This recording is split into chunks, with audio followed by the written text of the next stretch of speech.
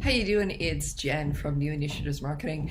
For this month's tip, it's all about rebranding. So if you're in a small company or a huge global company, you're probably going to come across a time where rebranding is happening. So a logo is being changed or updating, brand identity and colors are changing, and everything that was branded with the old logo needs to be rebranded with the new logo. Oh my God, how are you going to do that?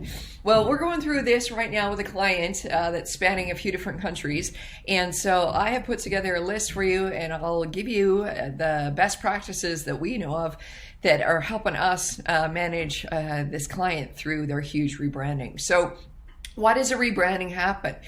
Typically, you could be a company that is sold. You could have bought a new company and are bringing them into your empire. You could be embracing a new industry and need to rebrand. It could be just time for a refresh. So there's many different reasons for rebranding.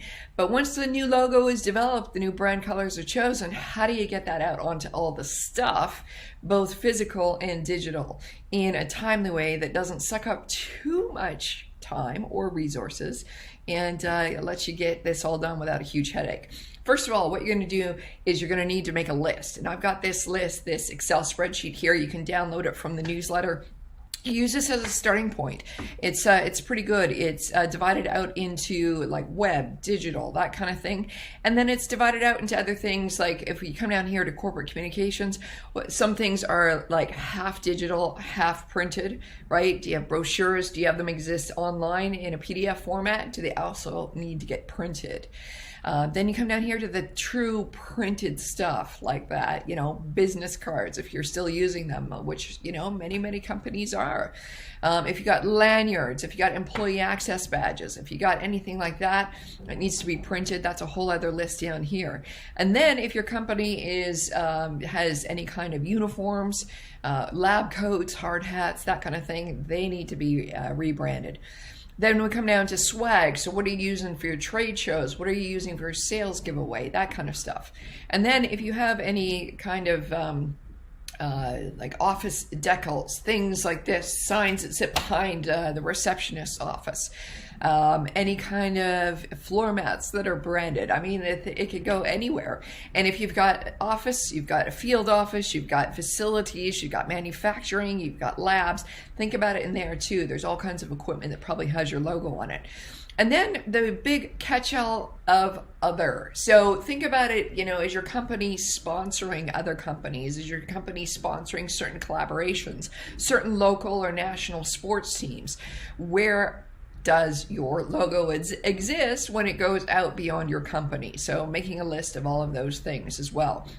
So what you want to do is you really got to involve, depending again on how big your company is, involve the people that are at the local offices, because they're going to know best what is a little bit different about their office or their facility than perhaps is happening at head office. So really engage someone there to go through this list and be like, okay, in your location, what have you got there?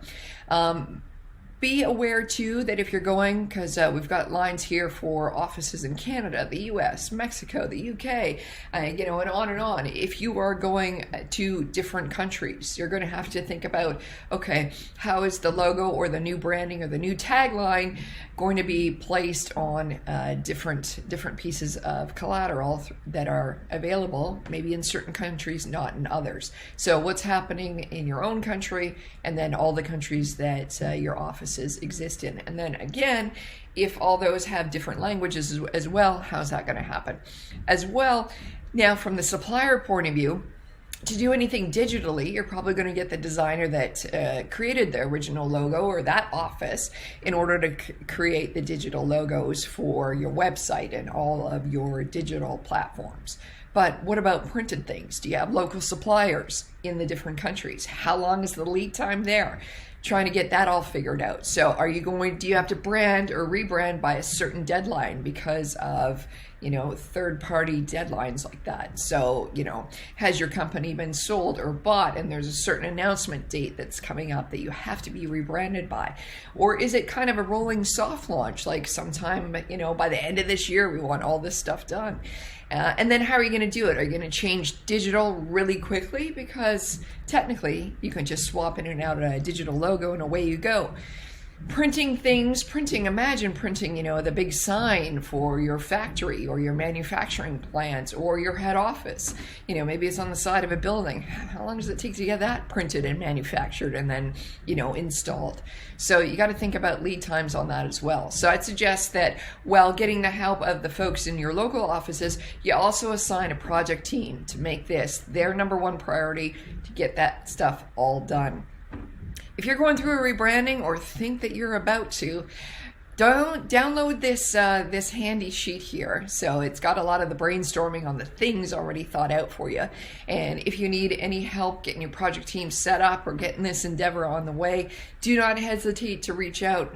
We've done this several times and can give you some good tips or can be hired on to lead that project for you.